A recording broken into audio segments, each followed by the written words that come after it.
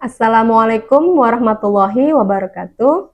Bismillahirrahmanirrahim. Ya ayyuhalladzina amanu hal adullukum ala tijaratin tunjikum min azabin alim. Tu'minuna billahi wa rasulihi wa tujahiduna fi sabilillah bi amwalikum wa anfusikum dzalikum khairul lakum in kuntum ta'lamun. Shadaqallahul azim. Perkenalkan, saya Nur Habibah Ritonga SEMM, NIDN 0104098705. Saya adalah dosen tetap di Universitas Al-Wasliyah Labuhan Batu, Fakultas Ekonomi, Program Studi Manajemen. Baiklah, di sini saya akan menjelaskan tentang mata kuliah yang saya ampu, yaitu mata kuliah Manajemen Sumber Daya Manusia, di mana mata kuliah ini adalah pilihan wajib kepada mahasiswa-mahasiswi untuk program studi manajemen dengan bobot 3 SKS. Adapun di sini adalah capaian pembelajaran untuk program studi mata kuliah Manajemen Sumber Daya Manusia, yaitu menunjukkan sikap bertanggung jawab atas pekerjaan di bidang keahliannya secara mandiri, kemudian mampu mengambil keputusan secara tepat dalam konteks penyelesaian masalah di bidang keahliannya berdasarkan hasil analisis informasi dan data. Selanjutnya, mampu memelihara dan mengembangkan jaringan kerja dengan pembimbing, kolega, sejawat, baik di dalam maupun di luar lembaganya. Kemudian menguasai konsep teori dalam ilmu manajemen dan mengaplikasikannya dalam berbagai tipe organisasi, baik bisnis maupun non-bisnis pada tingkat lokal dan nasional. Baik, di sini selanjutnya akan saya sampaikan tentang capaian mata kuliah.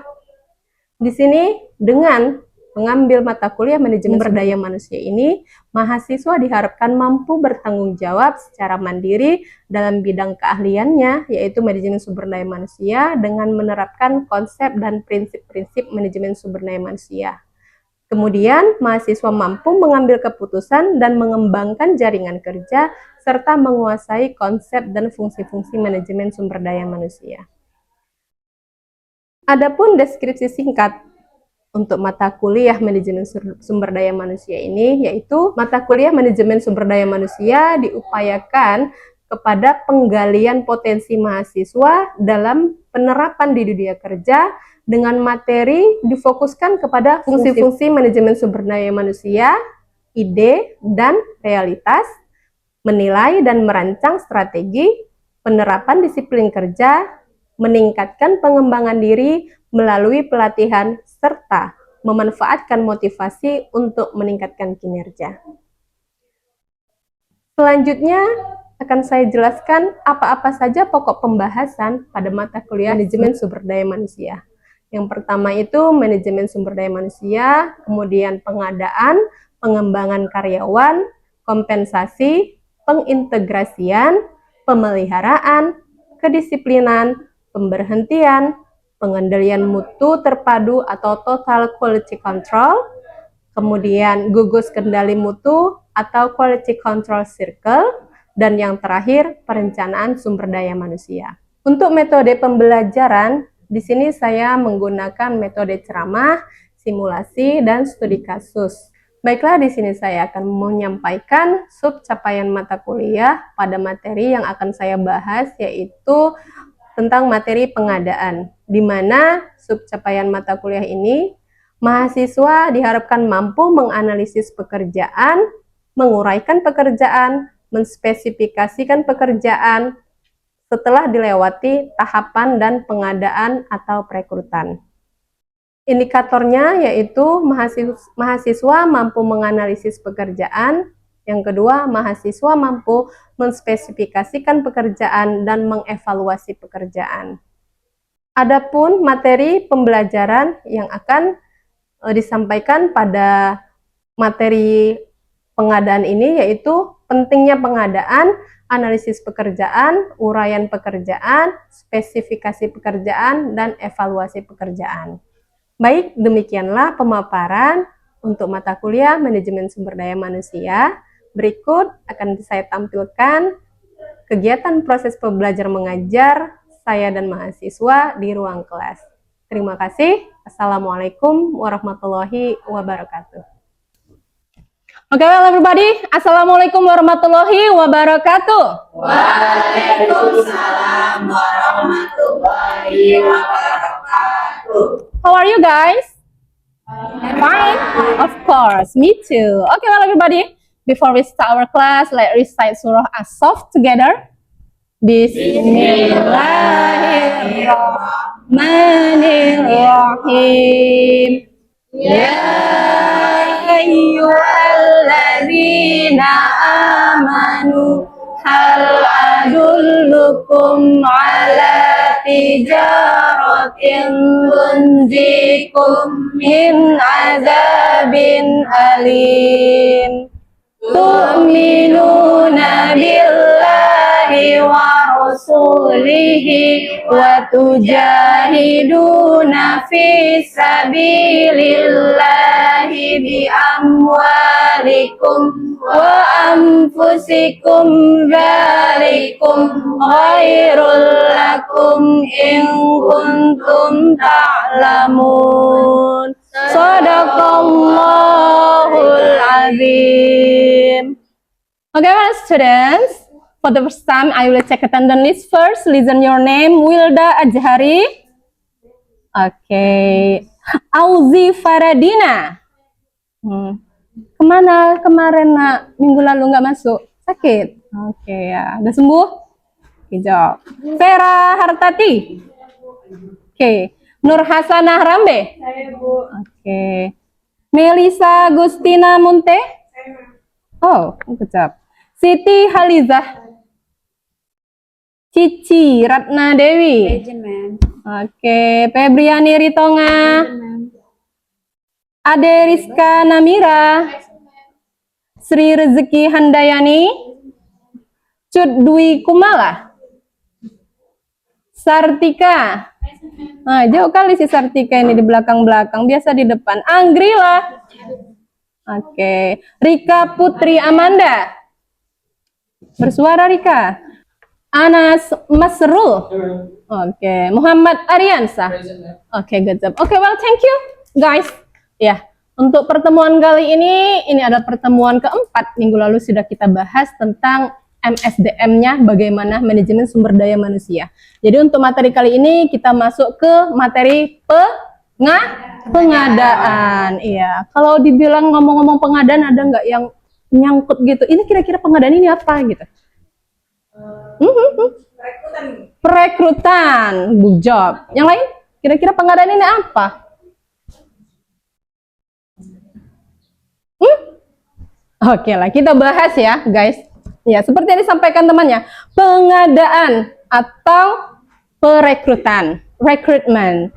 Oke, dalam pembahasan ini ada beberapa hal poin-poin yang akan kita bahas, yaitu yang pertama pentingnya pengadaan, kemudian analisis pekerjaan, uraian pekerjaan, spesifikasi pekerjaan, evaluasi pekerjaan, persyaratan pekerjaan, dan proses perekrutan. Nah, lumayan banyak ini yang akan kita bahas.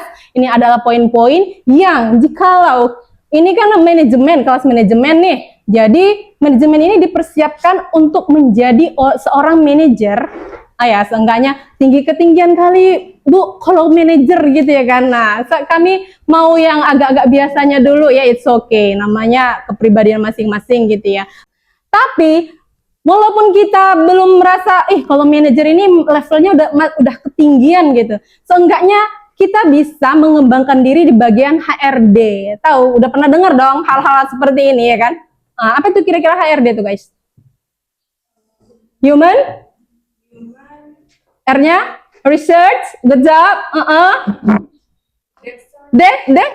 Development. Good job. Human Research Development. Atau departemen yang menaungi atau departemen yang menaungi kegiatan-kegiatan sumber daya manusia ya untuk nanti dikembangkan. Jadi kalau kalian nih misalkan ini brother and sister nih kalau mau melamar pekerjaan, apply pekerjaan, orang-orang bagian analisis ini timnya ini adalah salah satunya dari bagian HRD-nya. Mereka akan membuat sebuah ini tim bagaimana kegiatan ini nanti untuk merekrut orang-orang yang akan bekerja di perusahaan tersebut. Jadi tugas kita di sini, ini saya umpamakan ini adalah calon HRD. Seenggaknya kalau belum mau, kayaknya kalau manajer itu belum Bu. Oke, calon HRD. Kalianlah nanti yang akan menjadi penilai-penilai atau ya penilai-penilai bagi orang yang ingin melamar pekerjaan. Atau kalaupun tidak, seenggaknya jika kalian ingin melamarkan pekerjaan, kalian sudah tahu poin-poin apa aja nanti di dalam pekerjaan itu yang akan kalian terima gitu ya. Oke. Kalau tadi temennya bilang rekrutmen itu kegiatannya. Kalau masih pengadaan ini awal pondasinya itu namanya procurement, adalah fungsi operasional pertama MSDM. Pengadaan karyawan merupakan masalah penting, sulit, dan kompleks. Nah, walaupun kita merasa, cuman apply lamarannya, nerima orang bekerjanya, tapi ini adalah pondasi yang sangat penting di sebuah perusahaan. Karena ini adalah cikal bakal menentukan gimana perusahaan itu nanti. Kan kayak seperti itu. Jadi kalau dari awal pondasinya sudah dikuatkan kian, bagaimana proses rekrutmennya, nah itu nanti mudah-mudahan perusahaan itu akan bisa mencapai tujuan yang diinginkan. Karena untuk mendapatkan orang-orang yang kompeten, serasi, serta efektif, tidaklah semudah membeli dan menempatkan mesin. Ya, betul ya, sudah pasti ya. Kalau kita beli mesin, sudah dibeli, yang penting letakkan di mana tempatnya, tinggal pencet-pencet selesai gitu ya kan. Tapi beda kalau kita ingin memperkerjakan orang gitu. Jadi sebenarnya karyawan ini itu adalah hal yang paling utama di dalam sebuah perusahaan. Kalau misalkan nih, kenapa kita masih perlu orang untuk bekerja gitu ya kan? Sedangkan mesin-mesin kan sekarang sudah canggih. Ayo, siapa yang mau jawab? Kenapa sebuah perusahaan itu masih perlu menempatkan orang-orang, padahal kan sekarang zaman sudah makin canggih nih ya. Kenapa harus ada seperti itu? Ada yang mau jawab? Ayo diasah, dipikirkan. Kenapa kira-kira, bro? Halo bro, boleh? Karena kita membutuhkan untuk MSDM ini kan tipe tadi bahas mesin. Ya. Jadi zaman sekarang memakai mesin. Jadi kita menggunakan nggak tentu mesin itu nggak bisa jalan kalau nggak ada MSDM itu. Good job. Ya seperti itu guys. Secanggih-canggihnya pun itu mesin, kalau tidak ada orangnya, nggak ada humannya mengklik, nggak bakalan bisa jalan mesinnya. Canggih pun dia bisa, dia mengoperasikan gini-gini, bisa dia membuat, merakit bahan-bahan kayak seperti laptop ini kan rakitan mesin gitu ya kan. Kalau tidak ada orangnya yang lebih pinter daripada mesinnya, itu nggak bakalan bisa jalan. Kenapa? Ya karena kalau mesinnya rusak, yang memperbaiki kan orang. Nggak bisa mesinnya itu perbaiki diri sendiri, nggak gitu ya. Oke, jadi ini adalah sangat penting. Sama seperti smartphone yang kita semua pakai. Smartphone itu kalau kita tidak smart menggunakannya, dia hanyalah sebuah handphone, tempat untuk nelpon, kirim pesan, hanya sebatas itu. Tapi kalau kita pengguna sudah smart, berarti kita bisa menggunakan aplikasi-aplikasi yang apa yang ada di situ. Contoh nih, buat player-player seperti ini, gunakan aja Canva. Saya juga pakai Canva. Kemudian kalau mau edit video, nanti kalian kan sering disuruh tuh kan buat video untuk promosi kampus gitu kan. Pakai CapCut. Itu sudah banyak aplikasi yang bisa kita gunakan. Jadi walaupun kita kita jangan mau ketinggalan dengan apa yang kita punya. Karena kalau handphone itu tidak digunakan dengan smart, dia hanya sekedar handphone doang. Oke, kita ambil satu dari menurut menurut Hasibuan di bukunya di tahun 2019 di halaman 28, pengadaan adalah proses penarikan seleksi, penempatan, orientasi, dan induksi untuk mendapatkan karyawan yang efektif dan efisien dalam membantu tercapainya tujuan perusahaan. Ya, ini sudah benar ya, sudah sangat-sangat benar. Itulah pentingnya dari pengadaan. Karena ini adalah fondasi awal sebuah perusahaan. Next. Nah, nih. Prinsip pengadaan karyawan. Apa itu apa dulu baru siapa. Bukan siapa dulu baru apa. Kira-kira dari tampilan ini ada yang mau kasih pendapat nggak? Kira-kira apa maksudnya nih? Apa dulu baru siapa? Siapa dulu baru apa itu kira-kira maksudnya apa? Ada yang mau kasih pendapat? Ayo, ayo. Kira-kira di Terawang dulu. Apa ini? Kenapa ke siapa? Ayo, ayo. Bisa? Can you guys? Bisa? Oke, please, let's. Apa itu pekerjaannya, Miss? Terus siapanya itu orang yang mau bekerja. Good job. Apanya itu? Kalau kita ingin membuat sebuah perusahaan, kita harus tentukan apa dulu pekerjaannya. Job desk-nya itu apa? Kemudian baru ditempatkan siapa yang bisa mengisi ini.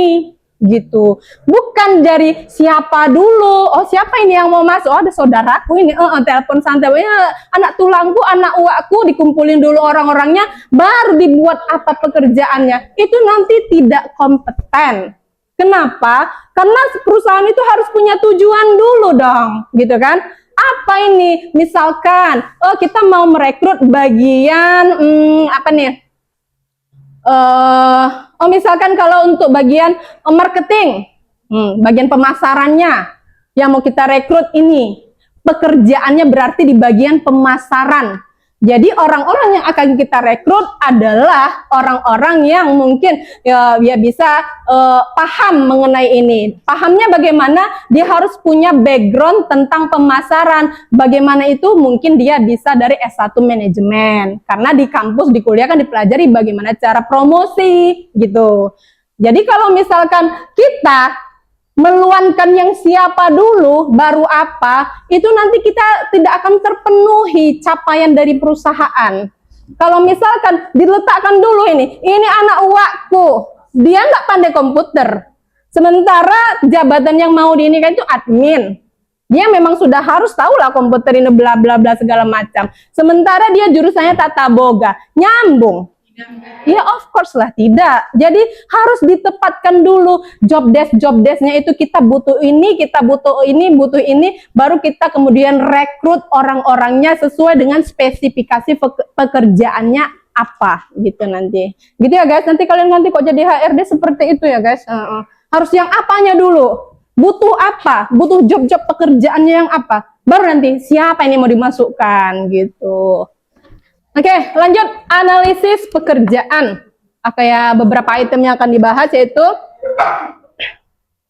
analisis pekerjaan itu memberikan informasi tentang aktivitas pekerjaan, standar pekerjaan, konteks pekerjaan, persyaratan personalia, perilaku manusia, dan alat-alat yang akan dipergunakan. Jadi ini adalah hal-hal yang harus dipersiapkan seorang HRD dan tim di awal tentang analisis pekerjaan apa yang akan dibuat gitu ya. Jadi ini saya mengajak teman-teman ini anak-anak sekalian untuk menjadi HRD. Jadi kita pikirannya udah di perusahaan-perusahaan ini gabungan HRD se-Indonesia gitu ya. Karena nanti ada tugas di akhir. Oke, next. Langkah-langkah analisis pekerjaan. Menentukan penggunaan hasil informasi, mengumpulkan informasi latar belakang, menyeleksi muaka, mengumpulkan informasi analisis pekerjaan, meninjau informasi dengan pihak yang berkepentingan, memperhitungkan perkembangan perusahaan. Nah, dari hal-hal ini ada beberapa langkah-langkah yang harus dilalui menentukan penggunaan hasil informasi. Jadi nanti informasi yang didapat, kira-kira item-item apa saja yang diperlukan perusahaan tersebut, itu dikumpulkan dulu informasinya. Kemudian mengumpulkan informasi latar belakang dari calon-calon yang akan direkrut. Kemudian menyeleksi muaka. Ada yang tahu muaka ini apa? Oke, muaka itu adalah orang yang akan diserahi jabatan. Kemudian mengumpulkan informasi analisis pekerjaan, meninjau informasi dengan pihak yang berkepentingan. Ya, seperti yang saya sampaikan tadi, ini harus digodok dulu. Dari departemen-departemen mana semua dikumpulkan, kira-kira mereka butuh apa namanya pekerjaan lowongan yang mana yang kosong yang akan diisi gitu ya. Kemudian memperhitungkan perkembangan perusahaan sudah pasti, karena semua apapun itu tujuannya, yang penting untuk mendapatkan keinginan dari perusahaan tersebut. Kemudian penggunaan informasi analisis pekerjaan. Yang pertama itu adalah perekrutan dan seleksi. Ini tahap-tahap yang akan dilalui setelah rampung yang ini tadi, kemudian masuk ke penggunaan informasi untuk bagian analisis pekerjaan. Perekrutan dan seleksi itu adalah hal-hal yang akan dibuat. Kemudian kompensasi dan kemudian evaluasi jabatan, penilaian prestasi kerja, pelatihan, promosi dan mutasi, organisasi dan penempatan. Hal-hal ini sebenarnya harus disampaikan oleh perusahaan ketika perekrut atau ketika pelamar pekerjaan itu datang, biasanya itu di bagian wawancara. Ini harus disampaikan oleh perusahaan.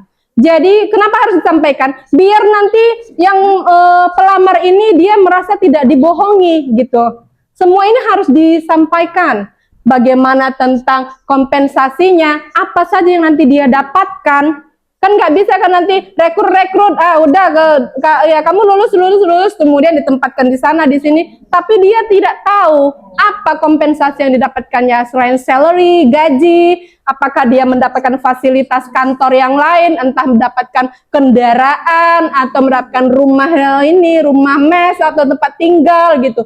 Hal-hal ini harus disampaikan. Apakah nanti kalau lembur ada hitungan lemburnya. Jadi biar pelamar ini tidak merasa dicurangi gitu. Nanti udah masuk kerja, ikut lembur, ikut ini, ikut itu, nggak dihitung. Kan merugi gitu ya. Kemudian evaluasi jabatan. Nah ini nanti hal ini akan ditindaklanjut oleh bagian HRD tadi. Bagaimana? Apakah pelamar-pelamar ini sudah memasuki kriteria mereka? Enggak, baru dievaluasi apakah ijazah backgroundnya sesuai. Itu nanti mereka akan mengevaluasinya. Kemudian penilaian prestasi kerja, hal ini juga harus disampaikan. Kenapa? Ya biar nanti pelamarnya itu tahu, oh ini ada nanti jenjang jabatannya. Jadi nggak selamanya gitu masuk karyawan tukang angkut barang terus selamanya, nggak kayak gitu. Ada jenjang jabatan atau jenjang karir nanti di perusahaan ini. Nah, itu harus disampaikan. Kemudian ada pelatihan ya. Kemudian ada pelatihan ya, sudah pasti ya, karena sebelum masuk terjun ke dunia kerja biasanya ada pelatihan atau training yang disediakan oleh perusahaan agar nanti yang pelamar ini nggak merasa kurang inilah. Kalau tidak ada pelatihan kan kok tiba-tiba kita bergabung gitu kan, agak kurang-kurang aneh gitu rasanya, kayak canggung, ini mau apa yang mau dikerjakan. Nah, jadi tidak tahu kita apa job desk kita gitu ya. Kemudian promosi dan mutasi seperti yang saya sampaikan tadi, ini juga harus disampaikan. Promosi itu promosi yang bagaimana, mutasinya mutasi yang bagaimana. Apakah mutasi ini biasanya ini akan kita bahas, mutasi ini juga akan kita bahas di pertemuan-pertemuan selanjutnya. Ini semua item-item ini ada di pertemuan-pertemuan berikutnya. Makanya saya sampaikan untuk bagian pengadaan ini adalah fondasi utamanya. Nanti di materi selanjutnya minggu depan, nah ini semua ini ada. Bagian pelatihan, mutasi, kemudian organisasi dan penempatan. Oke. Mungkin untuk materi kali ini kita cukupkan sampai di sini, tapi sebelum itu saya mau tanya, ada di sini yang sudah bekerja? Oke. Iya. Kerja di mana, Nak? Di Dispora, Bu. Dispora, honor. Iya, Bu. Atau PNS, ASN, P3K? Masih honor, Bu. Masih honor, iya. Kemarin waktu pas mau masuk kerja, ada mengikuti seleksi perekrutan kah? Ada, Bu. Udah pertama kemarin itu saya lihat dari web dari Dinas Tenaga Kerja kan, Bu. Oh, mereka munculkan? Baru dari situ saya lihat dan ikuti apa aja persyaratannya. Lalu itu saya antarkan lamarannya. Itu status kamu apa, Nak, di situ? Maksudnya entah ada maksudnya ada labelannya, nggak ada memang ini misalkan entah honor kah apakah? Oh, masih untuk saat ini masih honor, Bu. Honorer. Iya, Bu. Oke. Udah berapa lama di sana? Udah 3 tahun lebih, Bu. 3 tahun lebih, Masya Allah. Jadi ini gimana? Sambil kuliah, sambil kerja, Iya, Bu. ada izin? Ada, Bu. Oke. Masukkan lamaran apply? Iya, lamaran langsung ke kantor Bu. Ada wawancara? Ada Bu, setelah lamaran itu sekitar 3 hari dipanggil untuk wawancara ditanyakan. Oke, kira-kira boleh nggak kasih bocorannya kan guys? Kira-kira apa yang ditanya-tanya di situ pas wawancara? Iya, pertama kayak mungkin masih tempat tinggalnya di mana gitu kan. Mhm, Baru dia tamatan dari sekolah mana. mhm. Terus ya orang itu menanyakan udah bisa nggak di bagian ini gitu. Oh, si apa di bagian mana? Nah, Di bagian budaya Bu. budaya itu ngapain kerjaannya? Bagian kayak pengenalan, mencatat cagar budaya, sejarah, ya Bu, melestarikan gitulah. Tiap hari ada kerjaannya? Ada Bu. Oke, good job. Ya, mantap ya, kasih plus guys. Ayo yang lain jangan mau kalah lah, ayo. Bolehnya, ini buktinya bro ini bisa sambil kerja sambil ini ya, sambil kuliah. Oke, ada yang lain udah kerja? Oke, boleh. Oke, kerja di mana, Say? Saya kerja sebagai guru. Mem. Guru. Macam mana pula ceritanya ini? Iya. S1 ekonomi jadi guru? Di mana? Di Batu Tunggal. Mem. Batu Tunggal, jauh kali. Iya. Kamu Dekat- orang sana? Saya orang Ekburu. Mem. Oke. Jadi Kayak mana proses rekrutannya? kebetulan kan kakak kerja di sana kan Mem. Jadi ada Guru informasi- juga? Iya, Hmm. ada informasi kalau masih membutuhkan guru.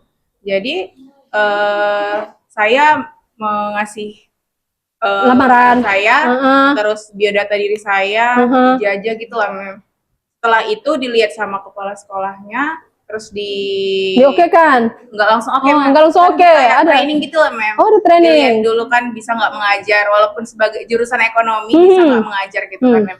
Setelah udah di training, ya saya Mampu. mampu Masya gitu. Allah. Dan saya di situ juga kan kerja sambil kuliah Mem. Jadi Karena kalau di SD itu kan pulangnya sampai jam 12. ya. Saya kuliah jam 1 jam 2 gitu. Jadi bisa Oke. saya ini kan. Bisa lah disambil gitu ya. Iya, Mem. Ngajar kelas berapa? Saya ngajarnya kan kalau kita masih honor itu belum bisa masuk. Oh, belum kelas. masuk ini ya. Jadi saya mata pelajaran Mata pelajaran apa? saya ambil seni budaya. Seni budaya. Harus kreatif. Iya, Iya. benar. Tapi nanti habis setelah ini mau dilanjut nggak itu? Kalau itu memang Gimana lihat ini? ke depannya aja, Mem. Oh. Gimana? Oke. Karena kan gimana ya, kan background kita kan manajemen gitu ya, Iya. Say. Jadi kalau misalkan manajemen ke guru memang agak-agak gimana gitu, karena tidak sesuai basicnya. Karena nanti kamu nanti kenanya di Dapodik gitu nanti. SS, harusnya kan SPD. Iya, gitu. harus kuliah lagi memang, Mem. Itulah ya, gimana pun nanti Iya. ya mudah-mudahan dapat job yang terbaik. Oke, give a plus guys untuk kita semua. Oke, well guys, ya ada sedikit tugas nih untuk oleh-oleh pulang dulu minggu depan ya. Kunjungilah instansi swasta atau perusahaan yang ada di wilayah Rantau Prapat, lakukan wawancara singkat kepada petugas terkait mengenai proses rekrutmen di tempat mereka bekerja. Siapkan pertanyaan-pertanyaan seputar pengadaan rekrutmen tersebut dan sampaikan hasil wawancaranya minggu depan. Bisa? Oke, good job. Bisa ya? Ini Pak easy-nya nih, gampang ini. Seperti yang tadi wawancara-wawancara gitu ya. Oke, well, everybody, thank you for coming today. Thank you for your nice attention. Before we closing our class today, let's say hamdalah together. Alhamdulillah. Adalah saya. Assalamualaikum warahmatullahi wabarakatuh. Waalaikumsalam warahmatullahi wabarakatuh.